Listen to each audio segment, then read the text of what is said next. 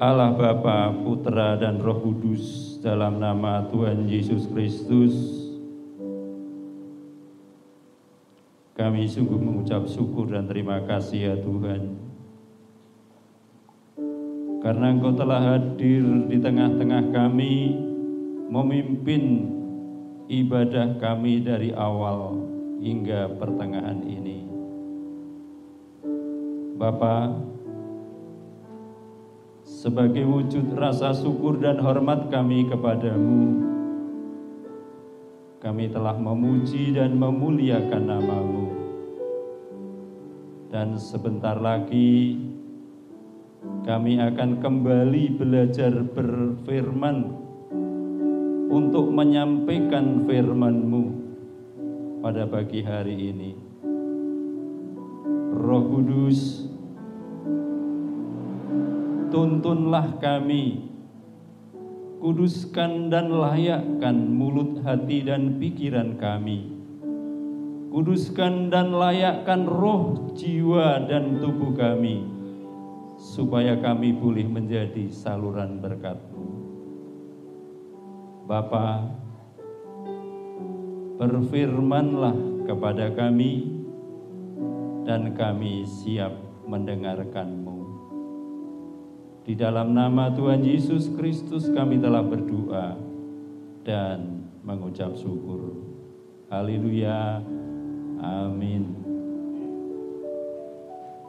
Salam Bapak Ibu. Selamat pagi. Selamat bertemu kembali dalam kasih Kristus Tuhan kita. Salam sehat, tetap semangat.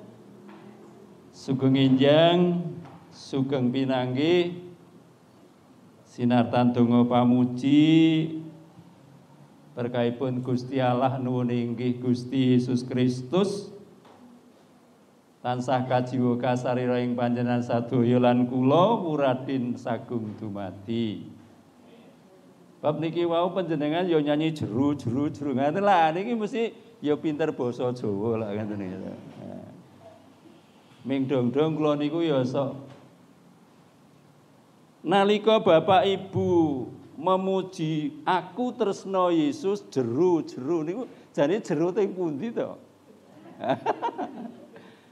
Jeru niku jerone teng ati nggih, wonten manah kula panjenengan nek jeru mboten lanjut teng jero lemah niku nggih. Niki mboten napa-napa niku jenengane ya mung peragaan lah ngoten niku nggih. Bapak, Ibu, dan saudara-saudara yang kekasih di dalam Tuhan, sudah seharusnya, sudah selayaknya untuk kita terus bersyukur kepada Tuhan. Yang Maha Rahman, Maha Rahim, yang Maha Pengasih dan Maha Penyayang, yaitu Tuhan Yesus Kristus. Karena pagi hari ini kita bisa bertemu dalam keadaan sehat, dalam keadaan selamat. Sementara saat-saat ini saya juga diperhadapkan dalam berbagai pergumulan, di antaranya adalah ada beberapa teman hamba-hamba Tuhan dan juga dosen yang dalam keadaan tidak sehat. Bu Yeni pasti tahu itu ya, ada Pak Keri itu saraf kejepit operasi. Pak Indra kantong kemih operasi. Kemudian Pak Puji, Pendeta Puji itu mata operasi. Kemudian Pak Budi, bukan Pak Budi Andreasnya nuwun sewu, Pak Budi Sutomo itu sekarang ini dalam keadaan bangun tidak bisa, kemudian mau bicara tidak bisa, bisanya hanya menangis. Padahal belum lama ya, sekitar setengah bulan yang lalu mungkin itu bersama-sama dengan teman-teman dosen maupun alumni ini untuk memuji dan memuliakan Tuhan, bersyukur dalam satu acara syukur wisudawan. Bahkan yang namanya profesor doktor, yang dalam bayangan saya profesor doktor itu kan otaknya kan aktif. Jadi secara logika kalau otak pikirannya aktif itu kemungkinan untuk terserang stroke itu juga kecil sekali. Namun profesor dokter ya, itu juga pendeta Pak Bambang Eko itu juga terserang stroke. Yang terserang adalah memorinya. Jadi lupa-lupa ingat. Kadang lupa, kadang ingat begitu. Nah, kalau kita pagi hari ini bisa bertemu dalam keadaan sehat, dalam keadaan sukacita, ini semua anugerah yang sungguh luar biasa. Amin. Mari kita muliakan Tuhan dengan tepuk tangan bersama. Haleluya. Haleluya.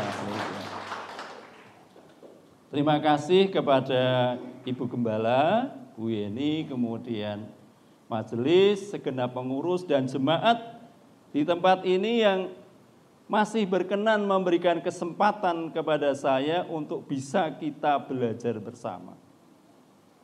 Nah, Bapak, Ibu, dan saudara-saudara yang kekasih di dalam Tuhan, pagi hari ini mari kita belajar bersama. Dan pembelajaran kita pagi hari ini akan saya berikan satu tema yang mungkin rodok-rodok aeng begitu.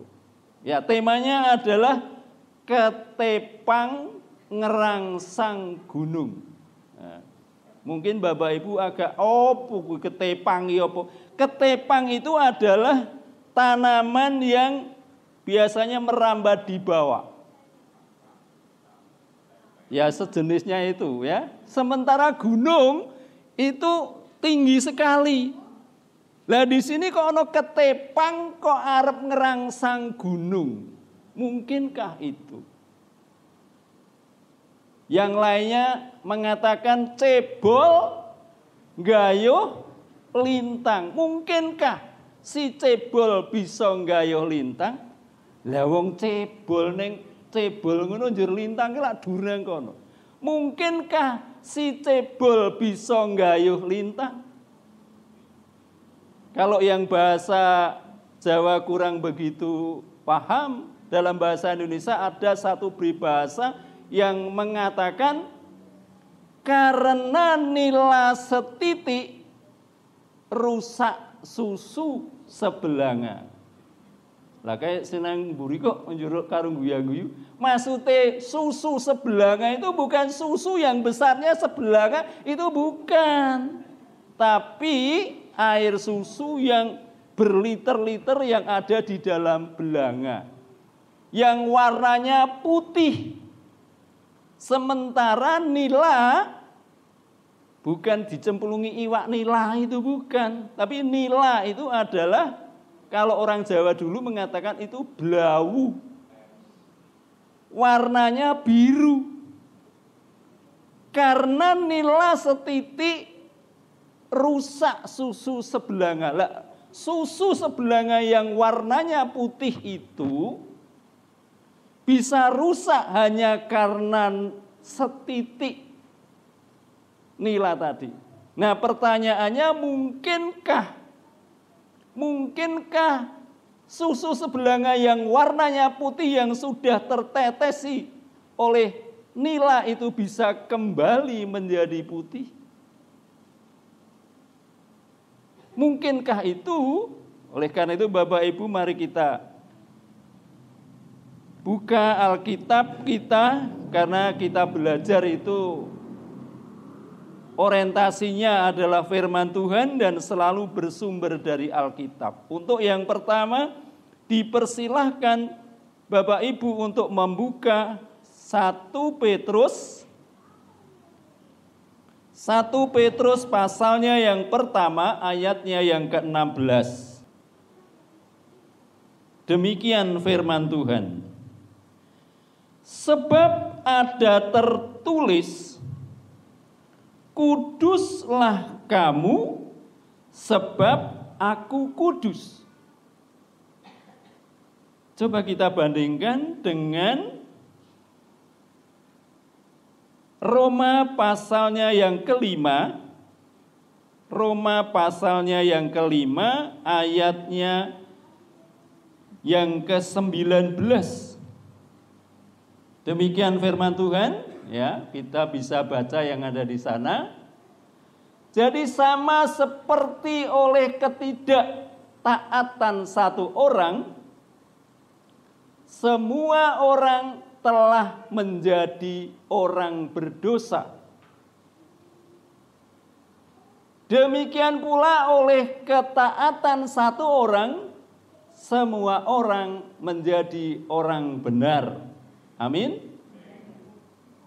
Iki endi, Pak? Ketepange ke endi, gununge ke endi, cebole ke endi, lintange ke endi to?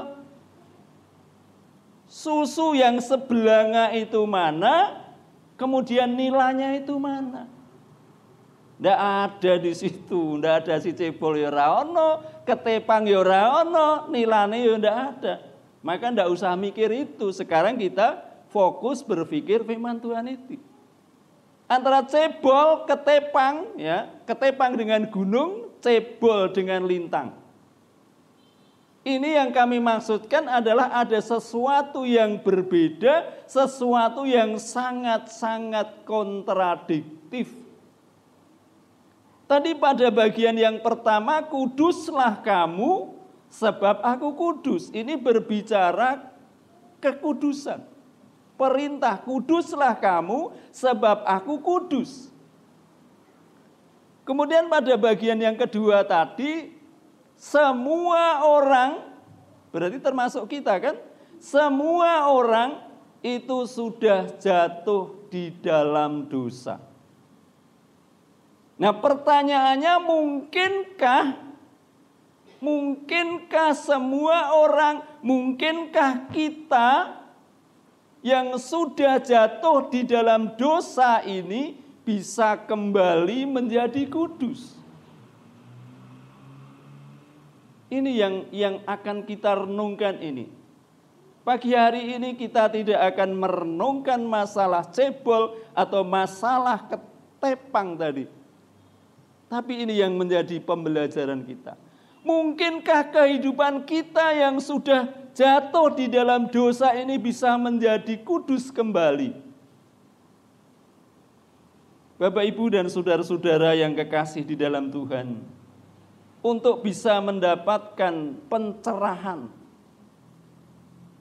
dari awal kami renungi, kami cermati, song leader mengajak kita melantunkan pujian-pujian yang membawa kita pada satu pemulihan.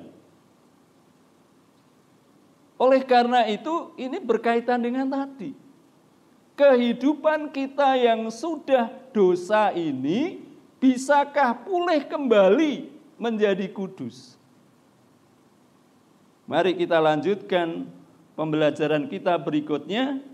Sekarang kita buka di dalam Lukas pasalnya yang ke-15, akan kita kaji bersama mulai ayatnya yang ke-11 sampai yang ke-32. Namun hanya ada beberapa bagian saja yang akan kita pelajari pada pagi hari ini.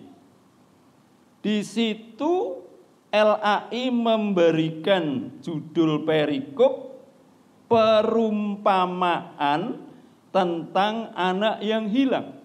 Anak yang hilang itu adalah gambaran dari ketepang, gambaran dari si cebol itu. Itu adalah gambaran dari orang yang sudah jatuh di dalam dosa. Nah, bisakah itu kembali menjadi kudus? Kita pelajari bersama. Tidak akan saya bacakan semua karena Bapak Ibu mestinya sudah paham bahwa ini adalah satu perumpamaan yang disampaikan oleh Tuhan Yesus sendiri, yaitu perumpamaan tentang anak yang hilang. Bagaimana supaya anak yang hilang ini bisa kembali kepada Bapa? Bagaimana supaya si cebol ini bisa nggayuh lintang? Bagaimana supaya ketepang ini bisa sampai ke puncak gunung? Bagaimana supaya kehidupan kita yang sudah jatuh dalam dosa ini bisa kembali menjadi kudus? Jujur atau tidak jujur, kita memang sudah dikuduskan, tapi seringkali kita masih terjerembab di dalam dosa. Padahal Tuhan jelas mengatakan, kuduslah kamu sebab aku kudus. Oleh karena itu kita harus belajar bagaimana supaya kita bisa kembali menjadi kudus. Sebab kita bisa dipulihkan, kita bisa kembali bersama dengan kasih karunia Tuhan apabila kita dikuduskan kembali, apabila kita kudus kembali. Nah, sekarang bagaimana supaya kita bisa menjadi kudus kembali? Akan saya baca mulai ayatnya yang ke-17. Lalu ia itu berarti anak yang terhilang itu. Lalu ia menyadari kesalahannya, katanya, betapa banyaknya orang upahan bapakku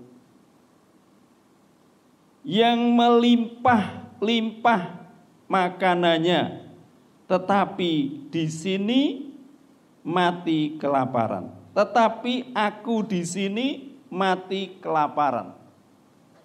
Kemudian kata kunci berikutnya yang ke-18, aku akan bangkit. Yang ke-19, aku tidak layak lagi disebut anak Bapa. Kemudian yang ke-20, maka bangkitlah ia. Itu kata kunci yang perlu kita cermati supaya kekudusan yang sudah Tuhan berikan kepada kita, yang kadangkala karena pelanggaran kita itu menjadi tidak kudus lagi dan bisa kembali menjadi kudus. Kita ingat Bapak Ibu, ketika kita mengalami satu pelanggaran, berarti kita tidak kudus. Maka langkah yang pertama adalah menyadari. Kita menyadari, kita harus sadar sesadar-sadarnya. Sadar kalau kita salah. Sadar kalau kita melanggar perintah Tuhan. Sadar. Sudah cukupkah itu? Belum. Karena kalau hanya sadar itu belum ada tindakan apa-apa. Setelah sadar, kemudian ayatnya yang ke-18, aku akan bangkit dan pergi kepada Bapa. Setelah sadar, kemudian kita berupaya, bergerak. Jadi bangkit itu setidak-tidaknya dari duduk menjadi berdiri. Kalau tadinya itu tiduran, menjadi kemudian bangun. Itu bangkit. Bangkit untuk apa? Bangkit ingin kembali kepada Bapa. Artinya apa? Bangkit untuk kembali pada kebenaran Tuhan. Setelah sadar, kemudian bangkit, ning ora mungono tok. Ketika kita menyadari dan ketika kita mau bangkit, itu kita harus landasi, harus kita dasari dengan kerendahan hati.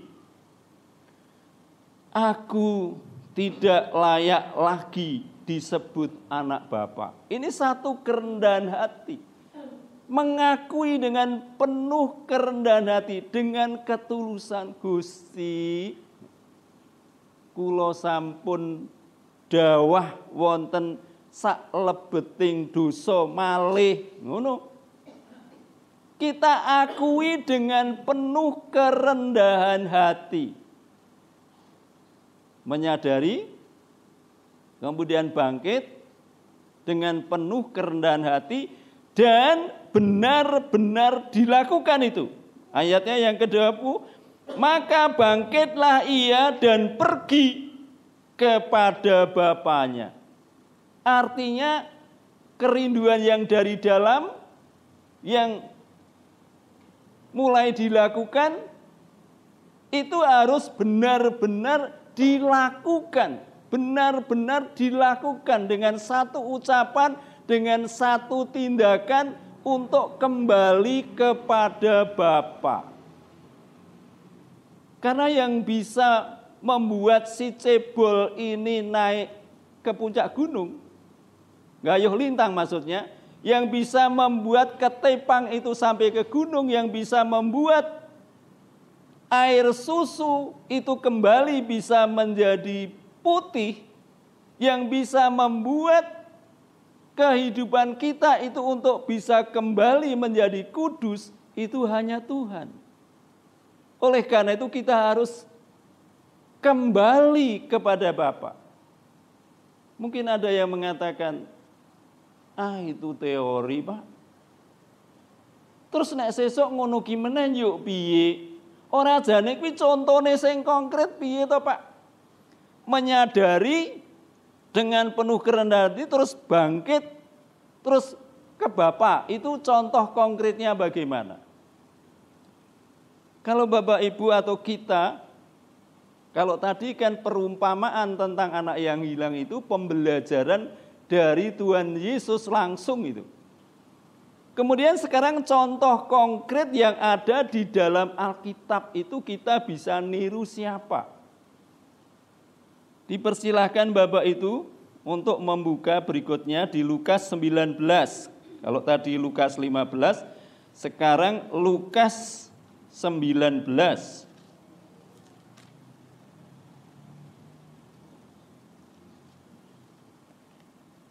Lukas pasalnya yang ke-19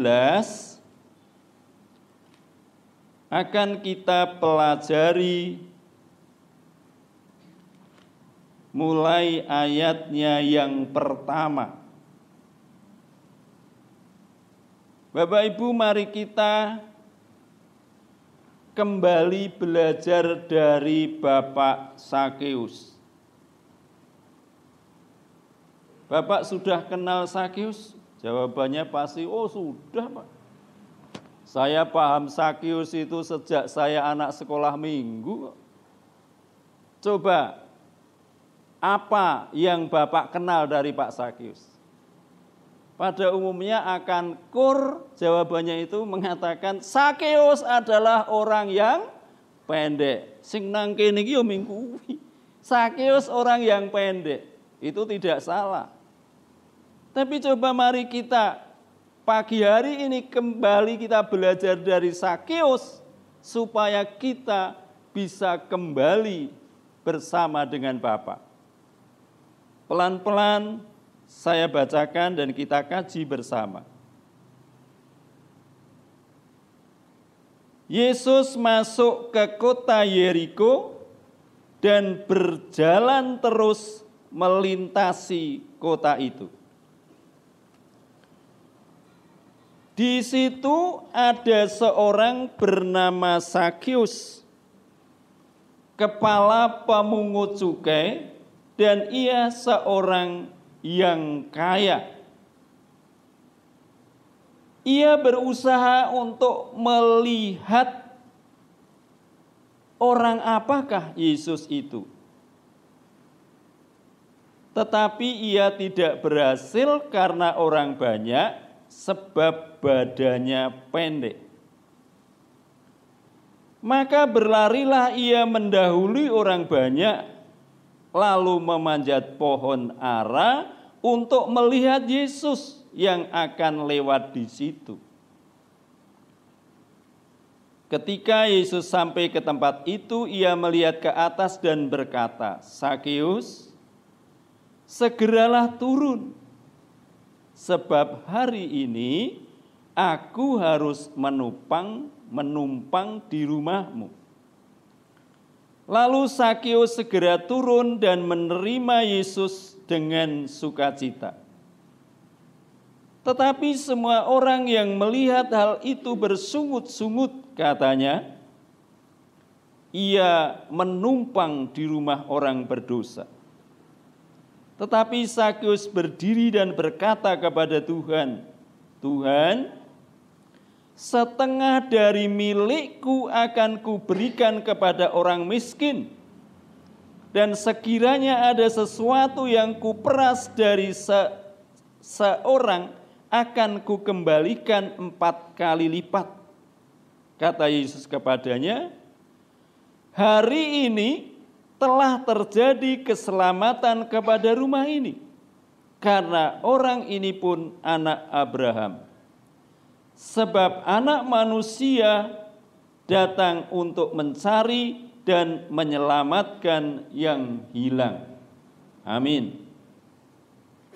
Mana Pak yang bisa kita pelajari? Sakeus itu orang yang kaya. Dia juga sebagai pemungut cukai. Jadi berbicara masalah duniawi, Sakeus tidak punya masalah apapun, tidak punya persoalan apapun. Tetapi secara batiniah, kerohanian Sakeus kemungkinan ada satu persoalan. Hal ini ditunjukkan dia ingin melihat. Dia ingin melihat Yesus ki wong apa to jane? Itu seperti itu. Dia ingin melihat. Keinginan Sakeus untuk bisa melihat Yesus itu dibuktikan dengan cara yang sangat maksimal. Yaitu dia berusaha untuk memanjat pohon. Dia berusaha untuk lari. Mengapa? Karena Sakeus menyadari yang pertama, badannya pendek. Yang kedua, karena orang banyak. Jadi ketika kita ada kerinduan untuk kembali kepada Bapa, supaya Bapa menguduskan kita kembali, itu ada tantangan yang harus dihadapi Bapak Ibu. Tantangan yang pertama adalah tantangan yang berasal dari dirinya sendiri, dari kita sendiri. Dari Sakeus badannya pendek, itu berarti tantangan dari dirinya sendiri. Ketika kita ada satu kerinduan untuk kembali pada Bapa, itu ada sesuatu yang datang dari kita sendiri. Kadang-kadang malas. Kadang-kadang seperti merasa berdoa ki jane koyo niku ora ono. Nah, kadang-kadang ada sesuatu yang seperti itu. Saya belajar Bapak Ibu, ketika mau mengawali pagi hari berikutnya, itu saya belajar untuk minta pimpinan Tuhan.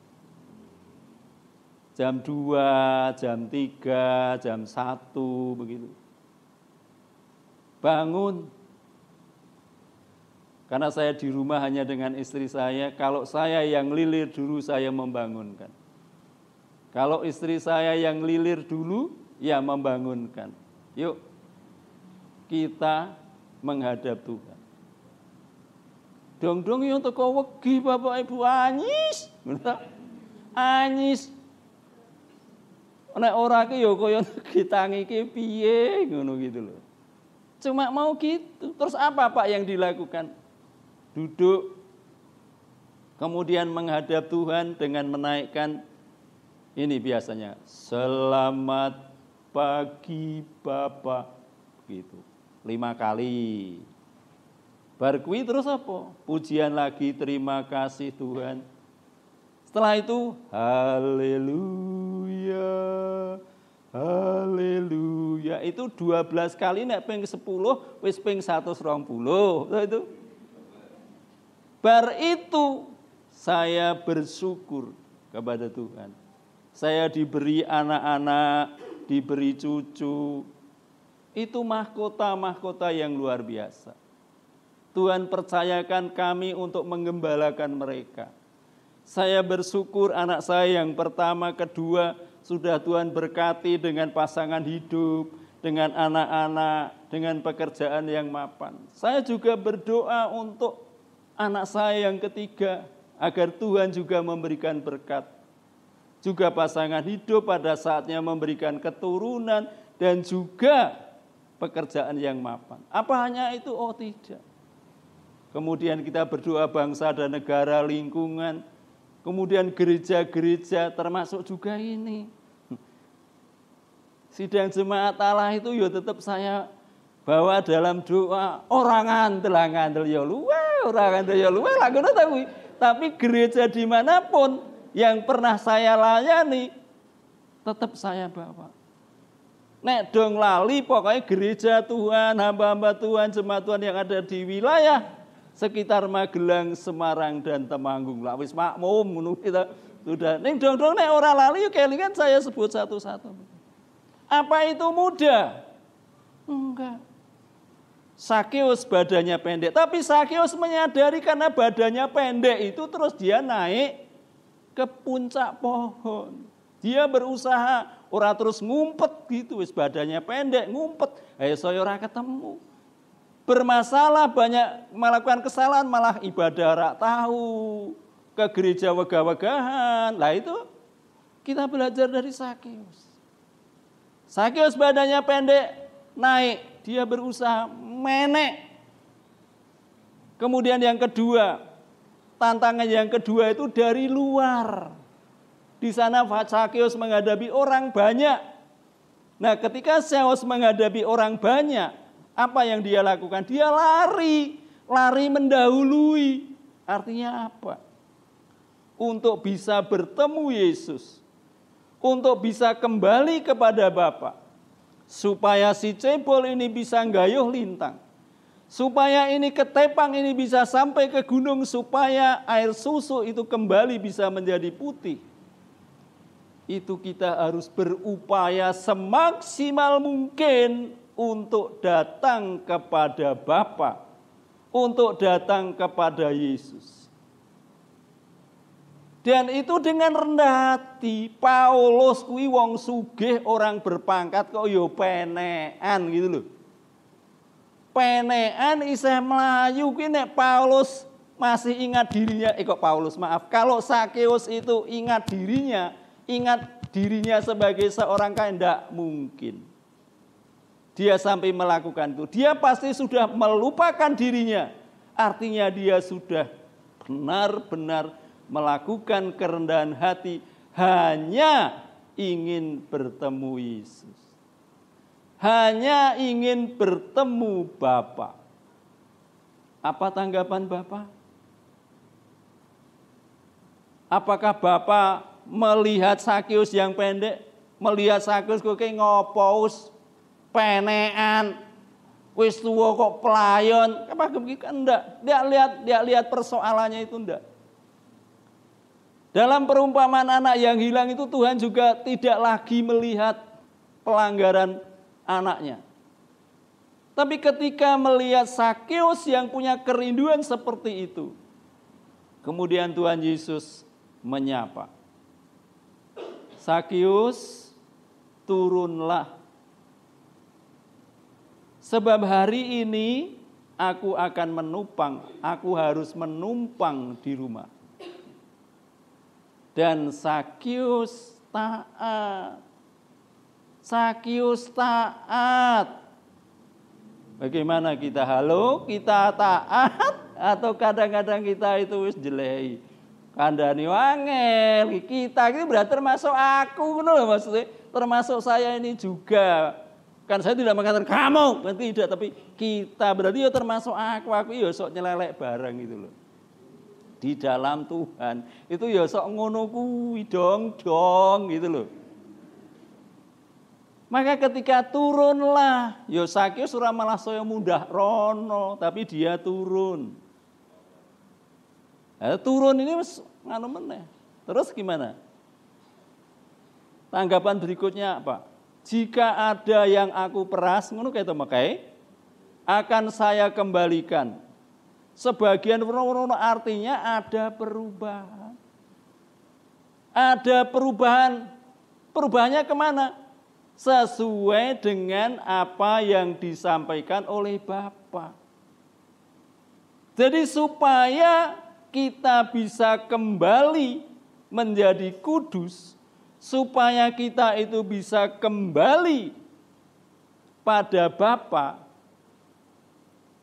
Setelah tadi menyadari, bangkit dengan penuh rendah hati dalam perumpamaan yang hilang, kemudian seperti Sakeus direwangi penekan, lari. Nah, setelah ditemu Yesus, Yesus ngendika, aku ngomong lak ngono.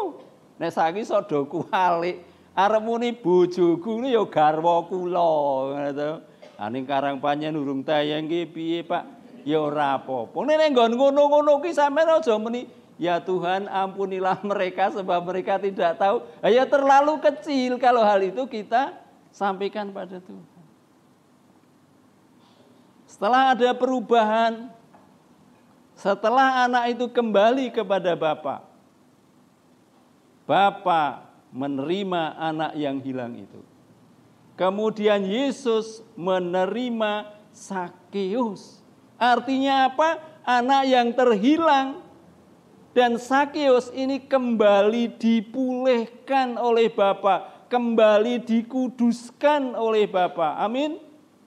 Ih, kora mantep. Amin. Ning awak dhewe rasa ngrembug Sakeus, rasa yang terhilang kita saja. Ngaku ora ngaku kita itu masih seringkali jatuh.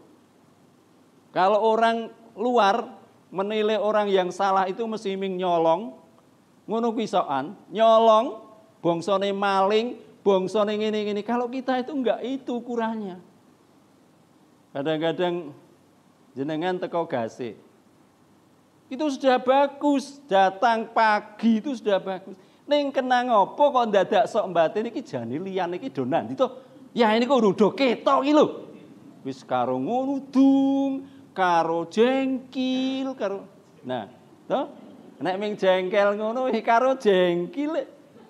Lah masalahe ngopo? Masalahe dramke nek ora dituthuk ora muni dhewe. Nah, itu sebenarnya kita sudah jatuh itu. Kekudusan itu sudah mulai berkurang. Maka kita kembali kepada Bapa dan kita akan dipulihkan. Kita ini dipulihkan karena Bapa kita itu Bapa yang welas asih. Amin. Amin. Bapa kita itu Tuhan yang benar-benar berbelas kasih. Kalau teman-teman kita untuk mencapai kekudusan itu dengan cara mengambil air, kemudian mencuci tangan, raup, kumu, gitu. Kemudian ngene-ngene kae, gitu. Aku mbiyen ngono kuwi lho. Aku kan mbiyen ngono kuwi. Jare ben suci, jare ben kudus gitu. Itu bicara fisik, itu bicara jasmani. Sementara bicara kekudusan ini bukan itu, tapi apa? Roh, jiwa, dan tubuh. Jadi dimulai dari situ, dimulai dari roh. Oleh karena itu langkah kita bukan hal yang jasmania, tapi kita kembali kepada Bapa. Bapak, Ibu, dan saudara-saudara yang kekasih di dalam Tuhan, mungkin ada di antara Bapak Ibu yang sampai sekarang itu masih agak terngiang-ngiang. Wah, jane iki nek muni kudus ngono ki koyone rasane apa bisa to ya Pak manusia itu kudus. Jane pengertian jadi yang dimaksud kudus ki jane ki kepriye ngono to. Jane itu seperti apa to? Nah, kadang-kadang kan begitu. Koyone nek kudus kuwi jan suci, bersih sih gitu koyone kuwi. Tapi coba apa murid-murid Tuhan itu juga semua benar? Semua murid-murid Tuhan itu juga pernah salah. Sopo sing ora tau salah? Petrus sing kaya ngono kewe pernah menyangkal Yesus. Tidak hanya sekali. Bahkan berapa kali? Nah, ora ono. Memang manusia itu tidak ada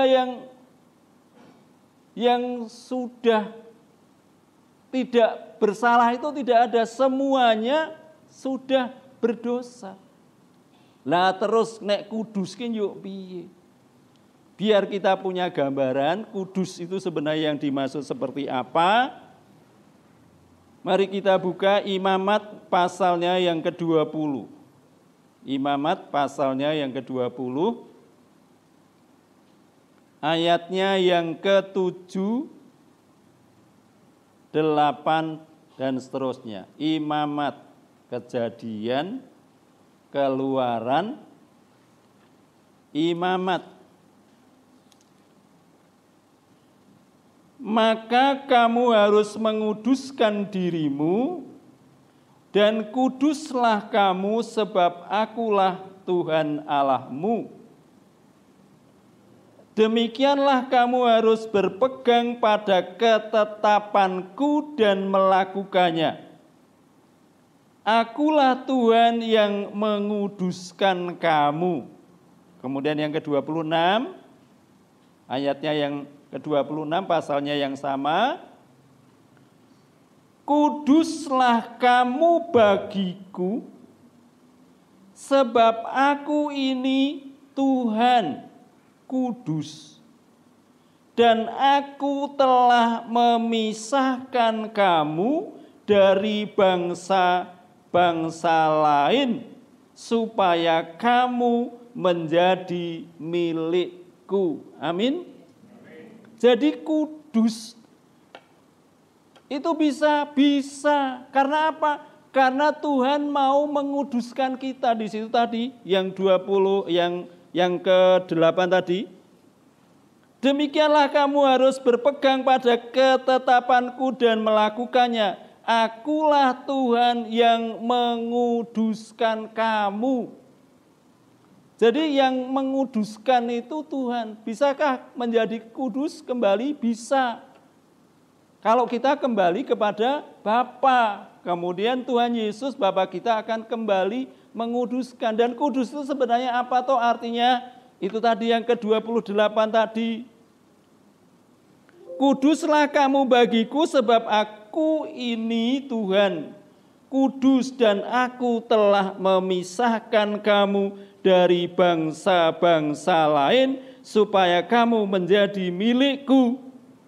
Jadi kudus atau dikuduskan itu artinya dipisahkan dari bangsa-bangsa lain. Bangsa-bangsa lain itu siapa? Kalau waktu itu memang bangsa Israel dengan bangsa lain. Tapi kalau kita sekarang ini yang dimaksud adalah kita dipisahkan dari apa ke siapa? Dari kita dipisahkan. Kita menjadi orang-orang yang percaya kepada Yesus Kristus sebagai Tuhan dan Juru Selamat. Itu dikuduskan. Dipisahkan dari mana? Dipisahkan dari orang-orang yang tidak percaya, yaitu antikris, yang tidak percaya kepada Yesus Kristus sebagai Tuhan. Amin. Jadi dikuduskan itu artinya dipisahkan, kita dipisahkan. Kalau suatu saat kita ini jatuh, kekudusan, kasih karunia itu menjadi tercederai, kita harus kembali supaya kita bisa dikuduskan kembali oleh Tuhan. Ada dua langkah yang utama, yaitu apa tadi? Melakukan segala ketetapanku. Demikianlah kamu harus berpegang pada ketetapanku dan melakukannya. Jadi apa yang difirmankan Tuhan pada pagi ini kita lakukan. Kalau satu saat kita terjatuh kembali, kita kembali kepada Bapa dengan cara yang tadi sudah kami sampaikan. Kita belajar dari anak yang terhilang, kemudian kita juga belajar dengan Bapak Sakius. Anak yang terhilang itu kemudian kembali diterima oleh Bapa, diakui sebagai anak lagi, dan memang ketika hilang pun itu juga diakui. Kemudian Sakeus itu diterima juga oleh Tuhan Yesus. Tapi lihat itu, setelah kita kembali kepada Tuhan Yesus, berarti Tuhan Yesus sudah menguduskan kembali, itu ada kata mereka, kata orang itu, kata mereka, kata orang-orang itu komentar, mereka mau bersama orang berdosa. Tapi Sakeus walaupun dikatakan orang berdosa oleh yang lain, tapi dia tetap fokus hanya kepada Tuhan. Bapak, Ibu, dan saudara-saudara yang kekasih di dalam Tuhan, begitulah Tuhan memberikan jalan kepada kita. Kalau ketepang ini ingin sampai ke puncak gunung, kalau si cebol, ketepang dan si cebol itu adalah gambaran kita. Gunung, lintang, putih kembali, itu adalah gambaran kasih karunia kekudusan Tuhan. Kalau kita ingin kembali dikuduskan, kembali mendapatkan kasih karunia dari Tuhan, kita harus kembali kepada Bapa. Amin. Yang terakhir, supaya tidak lupa, ada perumpamaan anak yang hilang. Saya mau bertanya, yang hilang itu anak yang bungsu opo anak yang sulung? Bungsu. Sekali lagi itu toh. Yang hilang itu anak yang bungsu opo yang sulung? Tidak salah, karena ini tidak ulangan. Tidak salah. Kalau Bapak Ibu menjawab si bungsu, itu tidak salah. Karena pada umumnya itu juga akan menjawab seperti itu. Tapi kalau kita dalami, benar-benar kita dalami, kedua-duanya itu hilang. Si bungsu hilang, tapi kembali. Si sulung hilang apa tidak? Boleh saja Bapak Ibu mengatakan tidak. Tapi si sulung itu bersama dengan Bapa, tapi dia iki orang krosok. Dia tidak tahu kalau dia itu bersama Bapa. Dia tidak tahu kalau apa yang menjadi milik Bapa itu juga menjadi miliknya. Maka dia tidak merasakan itu semua. Ya podo wae. Dia tidak merasakan apa-apa, dia tidak merasakan kasih karunia, dia tidak merasakan pengampunan itu, walaupun kelihatannya bersama Bapa. Artinya apa? Artinya itu juga orang yang terhilang. Kelihatannya memang bersama Bapa. Tapi buktinya, jangankan lembu, kambing saja, dia tidak pernah menerima. Artinya apa? Ini bersama Bapa, apa yang Bapa punya dia punya sebenarnya, tapi dia tidak tahu, dia tidak paham, sehingga dia tidak menikmati itu. Dan setelah Bapa menerima anak yang bungsu itu, ini justru anak yang sulung ini itu marah-marah. Kemudian meninggalkan. Kembali apa tidak, di sini tidak ada ceritanya. Artinya baik si bungsu maupun si sulung itu tetap terpisah. Namun justru si bungsu ini yang kemudian kembali kepada Bapa, sementara si sulung justru tidak ada ceritanya. Bapak, Ibu, dan saudara-saudara yang kekasih di dalam Tuhan. Saya ulang kembali kalau mungkin ini pernah saya sampaikan. Yang namanya bak, tadi saya sempat ke belakang, itu berisi air. Airnya itu bersih. Saya memang tadi sampai ke cipratan itu ngecek ini bersih apa ora gitu. Ternyata bersih. Tapi ada kalanya bak itu itu kotor. Ada kalanya. Sekarang permasalahannya, mengapa air yang ada di dalam bak itu menjadi kotor? Ini persoalannya hanya ada dua. Kok persoalannya Pak? Ya ada persoalan, karena yang sesungguhnya ketika air itu keluar dari mata air, itu bersih. Tapi ketika itu mengalir kemudian sampai ke bak, mengapa menjadi kotor? Itu persoalannya hanya ada dua. Satu persoalannya itu, kenapa air yang tadinya bersih menjadi kotor? Jawabannya karena baknya yang kotor. Jawaban yang kedua, oh enggak kok Pak, baknya bersih. Kalau baknya tidak kotor berarti salurannya yang kotor. Tapi airnya itu sesungguhnya tetap bersih. Firman Tuhan itu iya dan amin. Firman Tuhan itu bersih. Firman itu benar, karena firman Tuhan itu adalah Tuhan sendiri. Hari ini Tuhan sudah memberkati kita, amin. Tapi Bapak Ibu menerima berkat ini apa tidak bergantung pada baknya dan bergantung pada salurannya. Kalau hari ini Bapak Ibu tidak merasa mendapatkan berkat Tuhan, bisa mungkin karena Bapak Ibu sendiri. Baknya itu. Tapi mungkin karena bisa juga karena saya yang menjelaskan ora pati cetha. Tapi bukan karena Tuhan yang tidak memberkati, ngoten lho. Oleh karena itu Bapak Ibu, mari kita tidak henti-hentinya. Mari kita terus belajar bersama. Kita, guru kita itu hanya Tuhan. Hanya Bapa kita Yesus Kristus. Mari kita kembali kepada Bapa.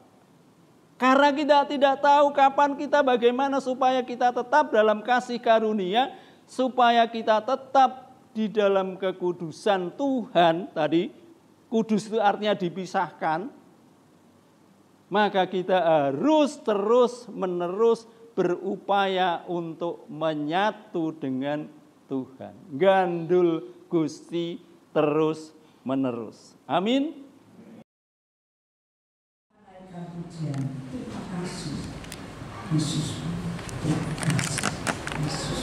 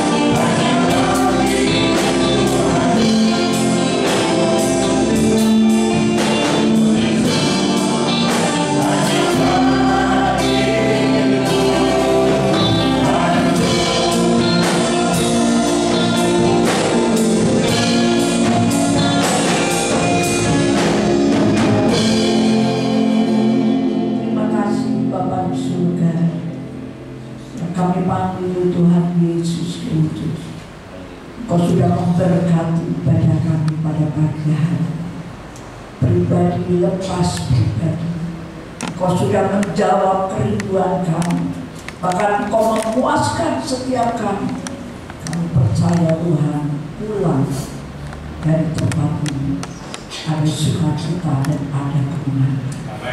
Ada satu kepastian kehidupan kami. Senantiasa Tuhan sertai. Bapa di surga, hamba berdoa bagi pelayanan Bapak Muhammad Besar.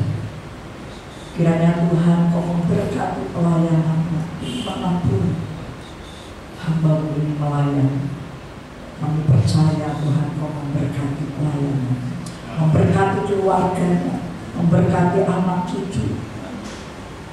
Tuhan memberkati.